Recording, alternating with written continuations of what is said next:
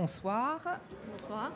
Céline Verleur, qui est créatrice d'Olfactive Studio, nous allons en parler tout à l'heure, et Patrice Legendre, alors qui a plusieurs activités, fondateur du Topcom, des expressions d'entreprise, entre autres. Céline, alors vous venez du luxe, vous êtes dans le luxe et vous venez de créer une marque toute nouvelle sur Internet. Vous allez nous raconter comment on peut créer un parfum sur Internet ? Voilà, exactement. En fait, je suis la plus jeune marque ici. Voilà. On parlait de marques qui avaient beaucoup d'historique. La mienne est née au mois de février de cette année. Elle est née uniquement sur Facebook avec un blog que j'ai lancé un jour qui s'appelle le blog du parfum qui n'existe pas encore, avec l'idée de créer une ligne de parfum avec les internautes. Donc tout le monde peut participer à la création et surtout tout le monde peut connaître les coulisses de la création d'un parfum. Donc si vous vous connectez aujourd'hui sur olfactivestudio.com, vous pouvez voter pour les différents packaging qu'on a proposés de cette semaine. Vous pouvez dire celui-là je l'adore, celui-là je le déteste. Et voilà, les gens sont très enthousiastes de pouvoir enfin participer et connaître un peu mieux. C'est assez mystérieux en fait les parfums, donc ils sont assez contents de participer. Mais justement, les marques de luxe vont vous regarder d'un sale œil en se disant elle est en train de casser tout le mystère qu'il y a derrière nous. Le luxe, c'est le mystère. Bon, pour l'instant, je n'ai pas eu de commentaires négatifs des marques. On verra quand je serai vraiment lancée. Je pense que pour l'instant, elles sont dubitatives sur le fait de réussir à lancer une marque. Non, ce qui est important aujourd'hui, c'est de créer de la notoriété, du buzz. Et Facebook me permet de créer du buzz 1 an et demi avant le lancement de la marque. Et ça, c'est assez rare de pouvoir avoir à la fois autant de fans, puisque 1 mois après le lancement de la page Facebook, j'avais déjà un article dans le Elle, dans le magazine, alors que je connaissais personne chez Elle. Donc c'est vrai que Facebook donne une visibilité qu'on n'aurait pas autrement. Et après, quand le parfum va voir le jour, ce sera classique. Il y aura une campagne de communication, il y aura pas tout ce qu'on peut imaginer. Voilà, on essaiera quand même de faire les choses un peu différemment. On est au XXIe siècle, on essaiera d'avoir une manière différente de lancer, mais je pense qu'on aura des très bons ambassadeurs. Ce seront tous les gens qui auront participé à la création et qui se sentiront comme proposer leur propre parfum. Voilà.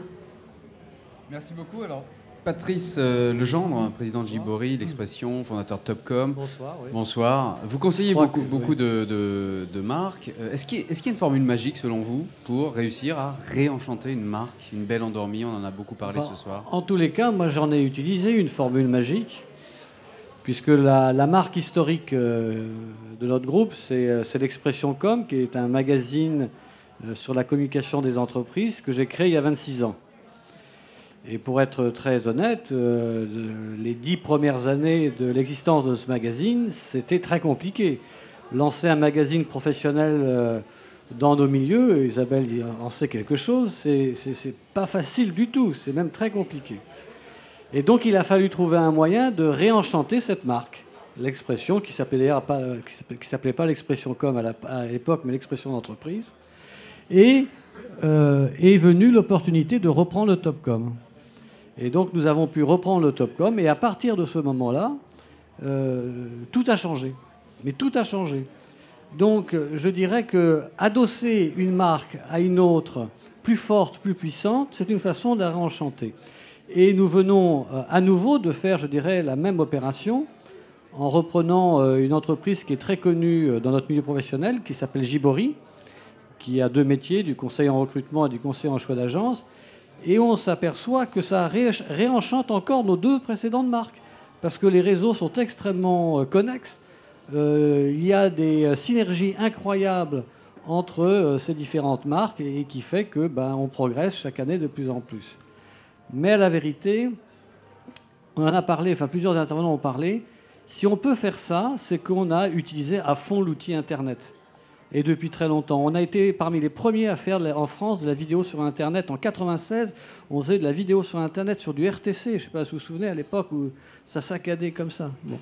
Et en fait, ce qu'on a fait depuis, c'est qu'on a mis tous nos contenus sur nos sites Internet. Et ça nous permet, avec des moteurs de recherche, de trouver tout ce qu'on veut autour des cas de communication, autour des gens Primo Topcom, autour des agences de communication, etc., etc.